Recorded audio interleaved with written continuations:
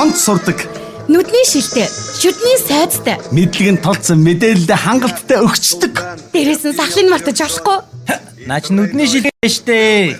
Шилтэй багийн шинжлэх ухаан танин мэдхүй нэвтрүүлгээ өдөр бүр 10 цагаас хүлээн авсаасаарай. Эддэ шилтэй баг гэж та цагтаа хэлдэг шүү. Цагаан сайн байраарай да. Хөнгө маацраад мэдээлэл хүргээд явчихна гэсэн. Yes. Шилтэй баг.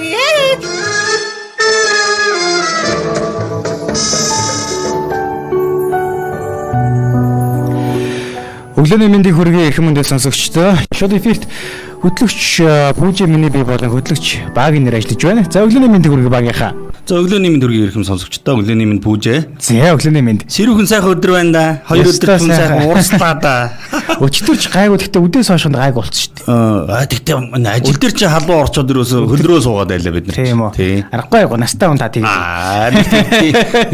Би залуу гэдэг миний цус чиний шингийн юм байлээ шүү дээ. Би ч банк тусаа гэдэг ер нь болоо. Одоо бас таны талаар л өнөөдөр сэдв орох юм байна. Яг цайны тал. Надад хэдүү цайсаг хүн чийл байгаа байсан юм. Сая чи дөнгөж цай уугаад би кофе уугаа үсттэй. Энэ цай биш хүүдээ ус. Яг штэ.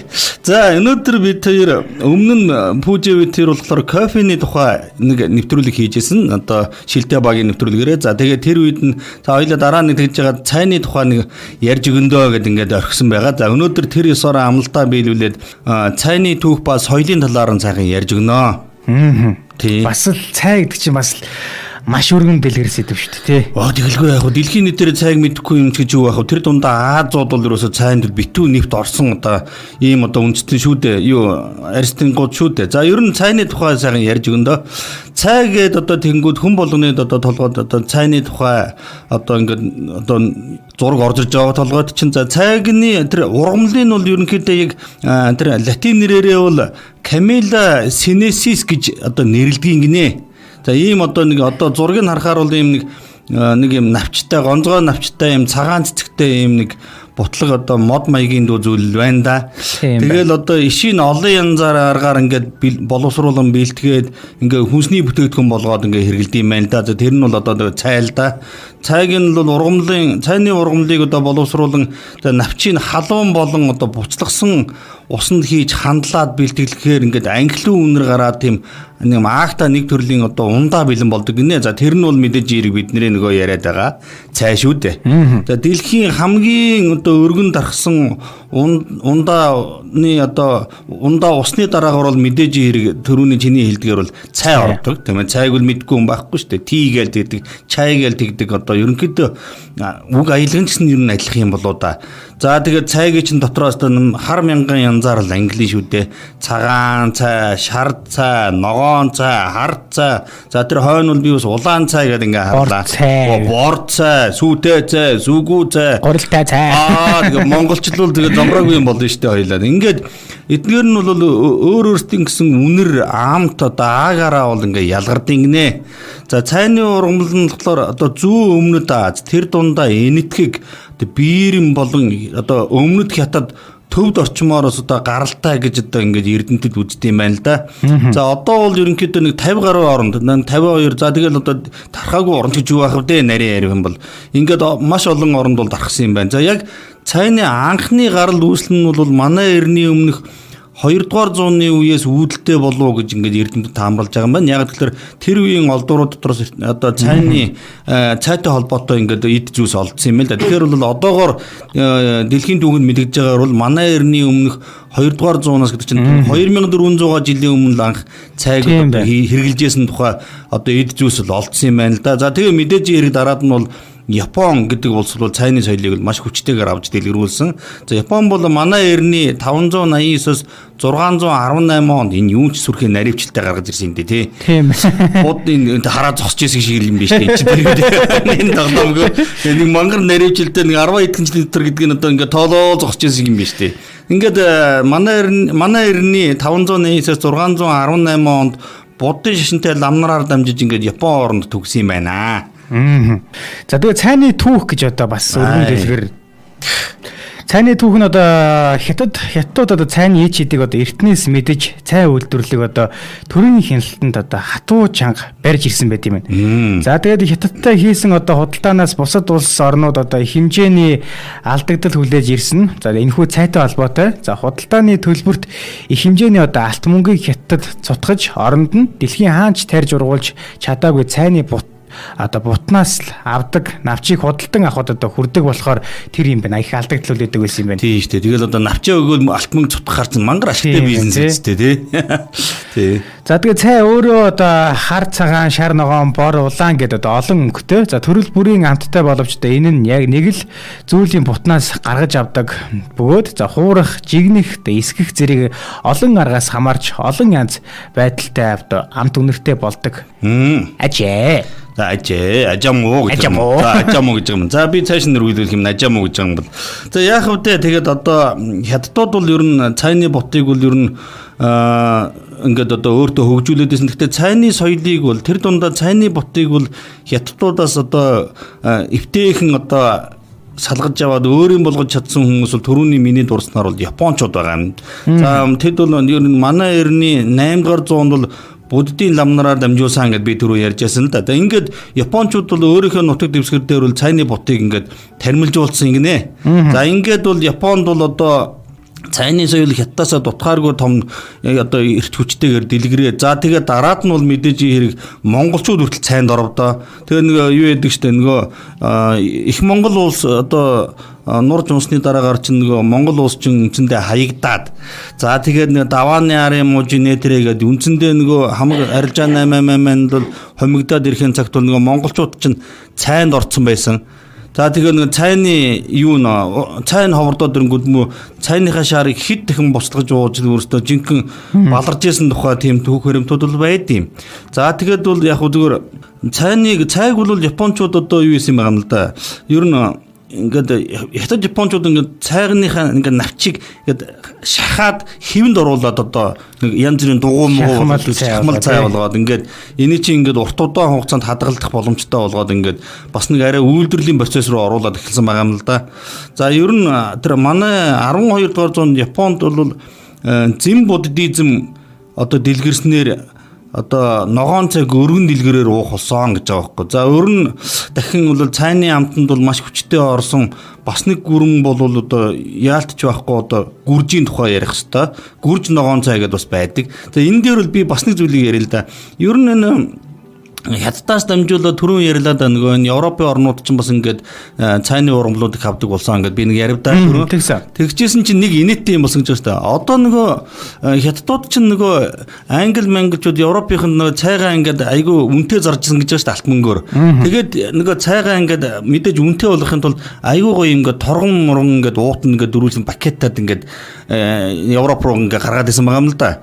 Тэгсэн чинь нөгөө европчууд нь ямар цайны соёл мэдэхгүй ш. Нөгөө юу уутаас нь задлаад цайгаар нэг хандж уухаа мэдэхгүй аваачаад ингээ халуун усанд дүрээд уугаад байсан. Тэгээ тэрнээс нь санаа аваад дараад нь дүрдэг зэв үүсгэж байгаа байхгүй. Харин тэгсэн гэж хэлээ. Тийм хөөх юм болсон. Тэгээ тэр чинь бас нэг хэдий алдаа байсан боловч нөгөө талдаа нэг том одоо бас инновац болж таарж байгаа байхгүй тийм ээ. Тийм шүү дээ. Шинэ нээлт болж байгаа. Тийм нээлж болж таарж байгаа. Тэгээ за дараагийн чи ядаа явъя. За цайны төрлүүдээс явъя гэж бодож байна. Цагаан цай. За цагаан цай нь модны зөвхөн хятад болон Шри Ланкад тариалагддаг юм байна цагаан цайны модыг. За тэгээд цайг үйлдвэрлэхдээ мөчир бүрийн оройн 2 навчийг одоо авч баг зэрэг хатаагаад за 1 минут хүрэхгүй хугацаанд ууран дээр барьдаг юм байна. За тэгээд ашиг тустай чанар гэвэл цагаан цай нь амин дэм за бичил элементүүдэд бүрэн хадгалдаг учраас үхэлгүй мөнхийн рашан гэдэг нэртэй байт юм байна. За тэгээд цагаан цай уувал хөгшрөх үйл явц удааширч хавдрыг хангааж элдэв нянгаас хамгаалдаг. За тэгээд харин сөрөг тал нь гэвэл цагаан цайны амт маш нарийн зөөлөн бөгөөд цайг аагшуулж ууж сурсан хүмүүс тэр амтыг одоо бараг мэдэрдэггүй. За цагаан цайг 100 хэмийн халуун усанд 3-5 минут хандлахад одоо хангалттай байт юм. За. ийм ач тустай ийм сөрөг нөлөөтэй юм байна. За би бас одоо цааш нэг жоохон үргэлжлүүлээ л да. Ер нь бол энэ цайны тэр ургамал одоо Camellia sinensis гэдэг ийм ботлог мод байсан гэдгийг бол ер нь дэлхийн нийтээр бол тун саяхныг хүртэл мдээгүй байгаа юм л да. Хятад тэгэхээр чинь амар гоцтой. Энэ 1840-од оны үед л одоо анх удаага дэлхийн нийтээр энэ ийм модноос тэр цайны навчиг гаргаж авд юм аа гэдэг мэдсэн чинь. За тэгэхээр чинь 1840-од 19 дэх зуун за 2400 жилийн өмнө үүссэн гэхэр чинь бараг 2200 жил энэ цайныхаа модыг нууж чадсан байгаа байхгүй дэлхийгээс. Муухай одоо зэлтэй айхтар хүмүүс байгаа ч 8-ны ухаанаа мэддэг. Одоо мен мэдүүлээд юу энэ гэдэг одоо хэлсэн байгаа шүү дээ. За тэгэхээр энийг хамгийн анх дэлхийн нийтэд таниулж одоогүй ийм модноос энэ цайны навчийг чинь гаргаж авд юмаа гэсэн хүн бол Роберт Форчун гэдэг одоо ийм ботаникийн мэрэгжилтэн одоо ургамлын мэрэгжилтэн хүн байсан юм байна л да. Тэгээ энэ хүн бол одоо анх дэлхийн нийтэд мэдсэн юм байна, гаргаж тавьсан юм байна. Энэ хүн бол тэгтээ бас залтай гэжтэй хятад хэлийг маш богино хугацаанд сураад за тэгээд өөр дээрээ 5 гизэг тавиад чи манчингүрний үе байсан учраас хятад хэлээрээ яриад хятад хувцсамжоо хятад хүн болоод ингээ яваад нөгөө нөхөр чин тэр хятадын тэр цай тарьдаг байсан мужруу нууцаар орсон мод тэр чин маш хориотой нууцлаг байсан учраас ингэж ороод тэгээд нарийн сайн судлаад тэгээд ингээд дэлхийн нийтэд үгүй ийм одоо модноос энэ навчийг чин гаргаж авд юм байна гэж анх дэлхийн нийтэд таниулсан хүн гэж байгаа байхгүй юу. Ийм айхтар юм болж исэн юм байна. Тэгэхээр ч одоо бүр 2200 жил нууж чадсан гэсэн дэлхийгээс. Тийм. Айхтар юм да. Айхтар юм нуужээ. Мэмэр. За хар цай гинэ. За хар цайны навчийг одоо насби гүйтсэн цайны бутнаас хураадаг гэж шүү. За тэгээ навчнаас цай үйлдвэрлэхийн тулд хуйлж, эргүүлж, одоо тойруулж хатаагаад бүрэн ферментжүүлнэ. За өөрөөр хэлбэл одоо ногоо навчнаас хар цай гаргаж авах тусгай арга хэрэгэлдэг юм байна. За тэгээд тустай тал нь гэвэл хар цай хор тавдрын эсийн өсөлт хөгжлийг зогсоодог. За мөн TF2 бодис агуулдаг ходоод гэдс хөхний хавдар өвчин үс гэрсдлийг одоо бууруулдаг ач тустай юм байна. За тэгчлэн зүрх судасны системийн ажиллагааг хэвийн болгож суулгах, за уушигны үрвсэл, цистит, арсны вирус төвчний нянг устгаж цусан дэх холестерины түвшнийг бууруулдаг юм байна. Сөрөг тал нь гэвэл одоо өдөрт 4-өөс олон аягыг бас 18 цагаас хойш ууж болохгүй. За кофеин болон амт оруулагч бодис их агуулсан байдаг учраас мэдрэлийн системийг сэргээж нойргүйтгэд хүргэж болзошгүй байт юм байна. За тийм байна. За би харин одоо дараад нь ёстой нөгөө монголчуудын хэрэгжилж мэддэг ногоон цайны талаар нь сайхан хэлж өгье дөө. За хар цайг гаргаж авахд ашигладаг навчаар хийд юм байна энэ ногоон цайг. Гэхдээ энэ навчийн бол хураамгцаа шууд хатаад ингэнэ. За 2-3% одоо ферментжүүлснээр ашигтай бүх чанараа хадгалж үлддэг гинэлтэй. Энд чинь нэг юм сүүдэр газар ингээд хөдөлгөөл эргүүлээл хатаагаад идэв юм лээ шүү дээ. Сэврээгээл. Тий, сэврээгээл. За ста сэврээгээд гэдэг одоо үгийг чинь одоо бол баг хэрэгэлдэг. Чи ярин их гоё хэрэгэлж гарч ирлээ. Сэврээгээд гээд ингээ ярихаар одоо бол хүмүүс гайхах шүү. Саяхан би бас нэг ямар үг хэлээд чи манай гэрийн гайхаад юу сонио үг яриад байна гэж юу хэлчлээ дээ. За би тэрийг санахгүй байна. Нэг хуучны үг ярьсан юм шиг байна би. За ногоон байна. Биеийн эрч хүчийг одоо идэвхжүүлж бодисын солилцоо, за гидсний бичил орчны ажиллагааг хэвийн болгож хөлөргөх одоо үйлчлэгээтэй гинэ.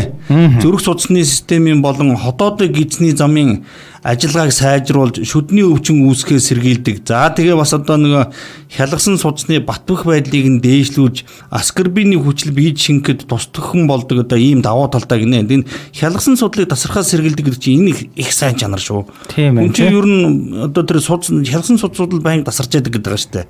Тэгэхээр тэрнээсээ бол одоо явандаа бол нэг харуулт маруулдах тэр суурь нь одоо болж яадаг гэж. За харин бол их хэмжээний кофеин агуулдаг муу талтай юм байна. За ихээр уувал өтгөн уувал одоо өглөө болон одоо өдөр уухад бол тохиромжтой гинэ. За 60-аас 90 хэмийн халуун усанд 5-аас 7 минут эдээшлүүлж хэрэглүүл зохимжтой гэж ингэж гарч ирж байна. За ийм байна да. За мөн бас одоо шар цай гэж байна ч дөнгөнгөөл мэдхгүй юм шар цай гэж. Энэ төрлийн цайнд одоо зөвхөн цайны модны нахиаг түүж за ууран дээр бариад дараа нь даавуу эсвэл тусгай цаасанд орон ингэж хатааж ферментжүүлдэг юм байна. Хатааж. За тэгээд шар цай, ногоон цайны адил одоо даралт зүрхний ажиллагааг хэвийн болгож оюуны ажиллагааг идэвхжүүлдэг сайн талтай. За сөрөг тал нь гэвэл хамгийн үнэтэй сортуудын нэг учир өндөр үнэтэй за 60-80 хэмийн халуунд усанд 3 минут эдээшлүүлээд уудаг юм байна. Тийм байна. Үгүй зүгээр энэ дээр далигаа дэлгэхэд сая би нэг өнгөрсөн 7 хоногт нэг урагшаа явуу да. Тэгээд нөгөө эмээсэн маягийн юмд нь оровдоо. Тэгээд хятад бичгийн цай ойлгохгүй юм да. За монгол бичгийг би бас бүрээ ойлгохгүй юм. Монгол бичгч одоо баг үзээгүй шухамтан кирилл бичгээр л мэдх юм. Тэгээд нэг эмээсэн маягийн юмд орсон чи одоо эмээсэн чинь бид нар бол эм зардаг гэж бодож байгаа шүү дээ. Бүжиг тий. Тэгэхээр чинь ингээд цай зардаг юм биш шүү дээ. Тэгээд тий уушигны цай, ямар юмны цай, цай чинь бас одоо эмийн төрөлд ороод ингээд зараад байд юм байна. Тэгээ би бас тэндээс нэг хитэн юанаар нэг одоо тэр элэг уушигны сайн цай гэдэг ингээд ээжтэй бас нэг цай аваа. За тэгээд за одоо дараагийн цай нь болохоор улаан цай гэж байдаг юм. За бас мэдэхгүй маа би одоо ногоон цай харсан л гэдээсэн улаан цай ч юм шүү.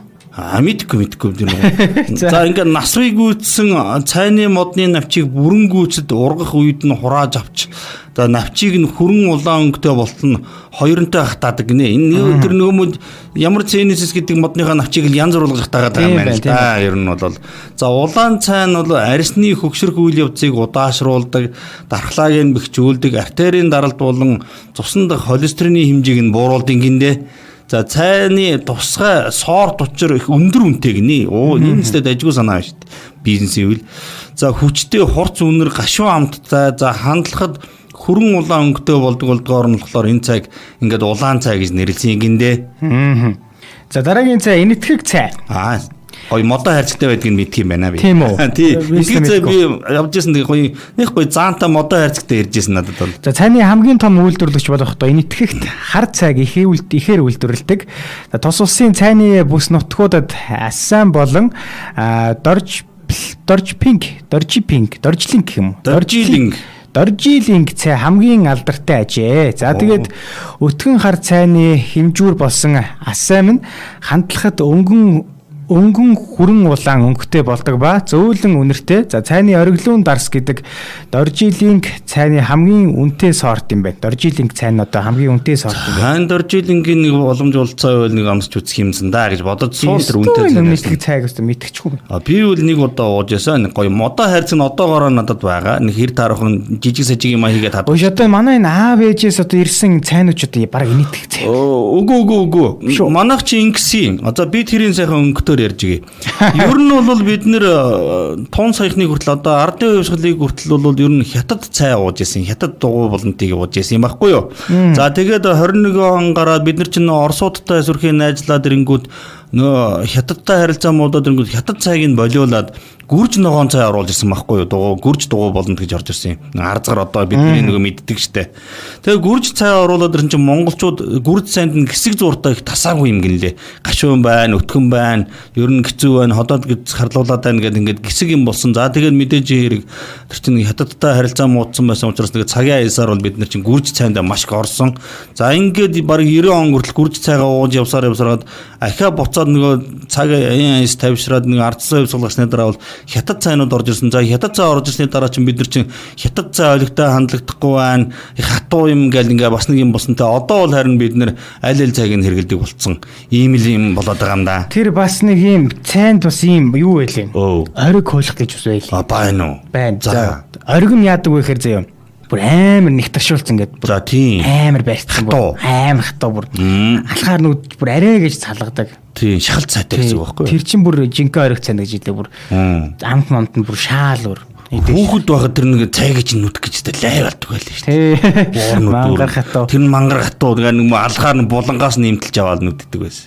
За тийм цай байна да. За тэгээд таны дараагийнх нь цэллон цай гэж байна. Цэллон цай. Цэллон. За би хэлж өгье. За энэ бол цэлэн цай гал нэг зургатаар нэг баахан цэлэн цайны ямар амт гал нэг манай Монголын үндэсний телевизээр нэг амир сүрхий реклам явдаг байв да 90-д онд. За тод улаавтар өнгөтэй болд ингэнэ. Хүчтэй гэхдээ аятайхан үнэртэй цай юм байна. За маш төргөн идээшдэг бөгөөд одоо согтууруулах нь грог гэдэг юм л да. Бэлтгэхэд их тохиромжтой байдаг. Энэ цай ч одоо баг спирт гаргадаг юм шүү өөрөөсөө. Баг нэрмэл хийждэг юм шүү. Тийм баг тийм байж тийм. За дараагийнх нь Кенийн цай. За Кенийн цайг Африкийн уур амьсгалыг санагдуулам одоо хуурай халуун амттай гэдэг. За Кенийн цай үнэр амтаараа одоо бус хатуу буюу кофеин их агуулсан байдагаараа бус цайнаас их онцлогтой байд юм байна. За дараагийнх нь мэдээж хэрэг хятад цай гэж хэлнэ. За хятадууд бол ер нь 5000 гаруй жилийн турш цай үйлдвэрлэж байгаа гэж албан бусаар бол хэлдэг юм байна л да. Ингээд цай боловсруулах одоо хамгийн өндөр соёлтой улсад бол ордог. Мэдээж хэрэг одоо цайны үүслийг эндээс гаргаж байгаа юм чинь.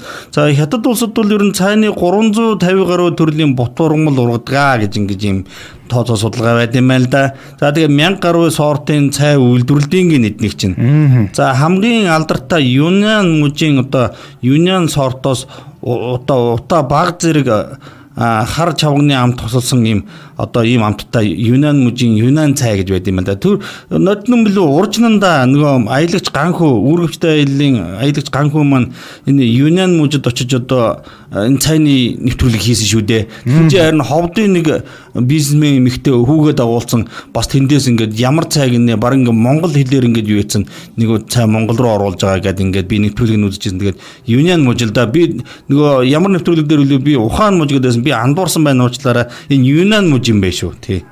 За дараагийнх нь Япон цай. Япон улс зөвхөн ногоон цай үйлдвэрлэдэг бөгөөд за тэр дундаа сенча цай хамгийн алдартай юм байна. Статистикийн мэдээнээс үзвэл одоо энэ сортыг наран улсын оршин суугчдын 80% нь одоо уух дуртай. Энэ цай шинэхэн ногоон болон самрын ер бусын торгомсог нэлээд амттайгаар одоо онцлог юм байна. Сенчад кофеин бага хэмжээтэй агуулгадаг учраас орой үдэш уух тохиромжтой цайд орд юм байна. Юу яачлаа. За би төгсгөлд нь бас нэг зүйлийг хэлмээр байгаа юм л да. За монголчууд бол сүйтэй цай гэдгээрээ бол одоо бид нар чинь өөрийн гэсэн онцлогийг бий болгосон тийм ээ.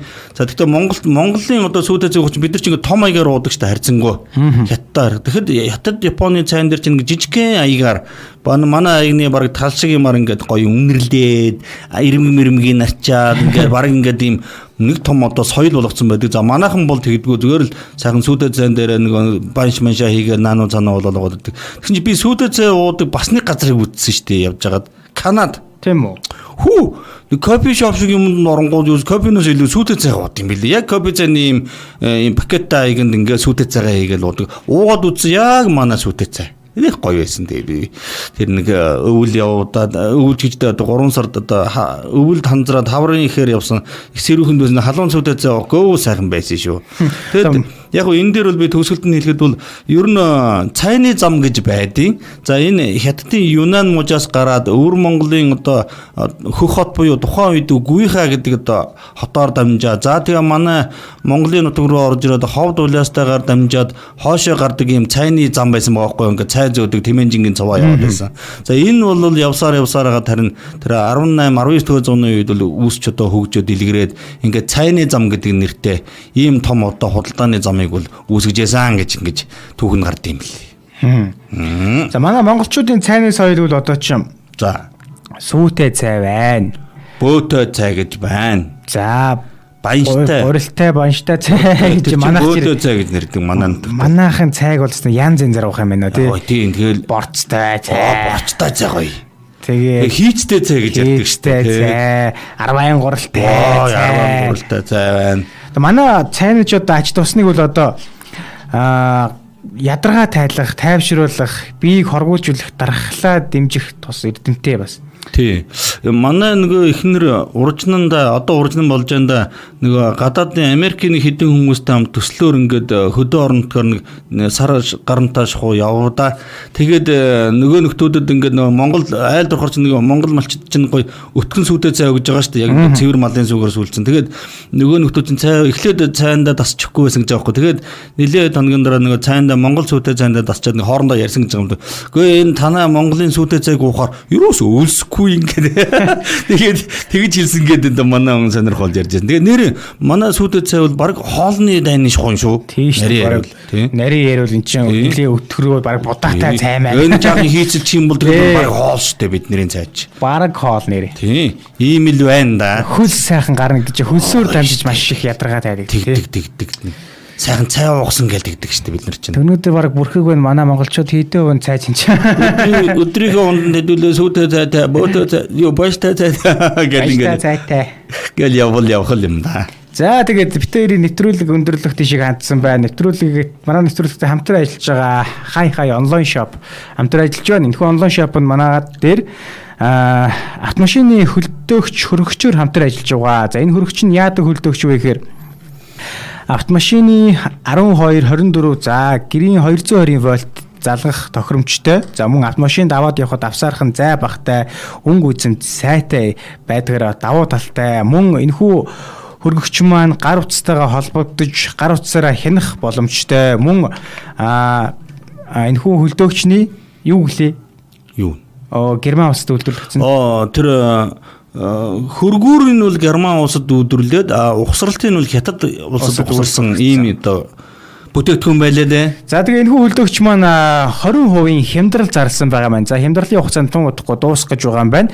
Мөн хөлдөөгч авсан хүн бүрт аяллаа иж бүрэн ган тогооны ком бэлгэнд өгч байгаа юм байна. За тэгээ та бүхэн маань сонирхож байвал 86 тэгтэг 8964 86 тэгтэг 8964 гэсэн дугаараар холбогдоод за аль эсвэл энэ дугаарыг Facebook дээр хайгаад зураг үнийг хараад тийм ээ ямар бэлгэнд өгч байгаа хэдэн үг хямдарч байгаа гэдэг нь дэлгэрэнгүй мэдээлэл энэ дугаараас хайгаад аваарай. Дугаарын дахин зарлая 86 тэгтэг 8964 86 тэгтэг 8964 гэсэн дугаараар холбогдоорой. За тэгээд манай радиотой хамтран ажиллахыг хүсвэл манай энэ шилдэг багийн нэвтрүүлэгтэй хамтран ажиллахыг хүсвэл Пүүжэв тэрээр өстө тул сайхан рекламад өгвөл энэ хоёр бор асалтай танк байгаа шүү.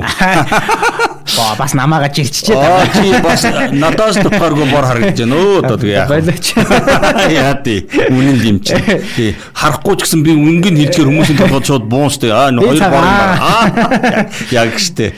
За тэгээд манай радиотой холбогдох утас бол 9664 80 тэгдэг 9664 8000 гэдэг утсаар холбогдоорой. Энэ нэрээ цайруулах тосоо байл би тултан рекламд тавьсан тий. Хоёлаа нэг реклам орё да.